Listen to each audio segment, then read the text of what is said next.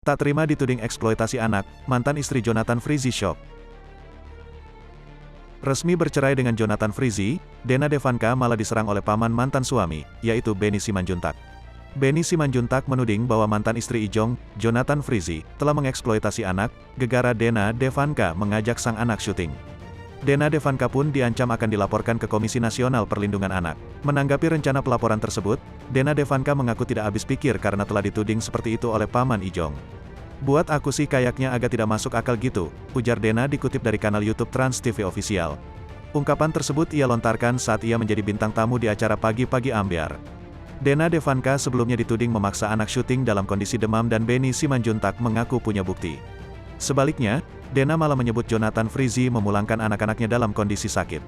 "Saya sebenarnya nggak mau menyalahkan, tapi ayolah kita sebagai orang tua jangan seperti itu.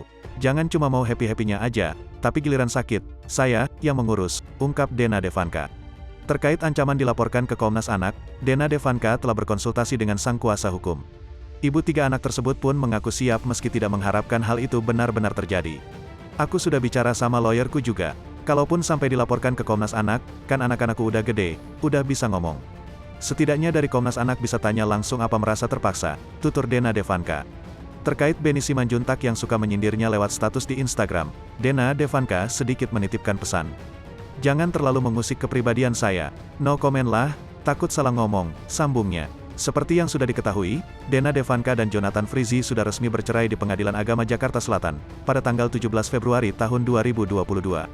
Dikutip dari Tribun Seleb pada hari Jumat tanggal 22 Juli tahun 2022 usai sidang keputusan resmi bercerai. Pada kesempatan tersebut, Dena Devanka ucapkan terima kasih kepada sang ibunda, keluarga, hingga orang-orang terdekatnya yang memberikan dukungan selama ini. Meski sudah berpisah, Dena Devanka dan Jonathan Frizzy sepakat untuk mengurus ketiga anaknya bersama-sama.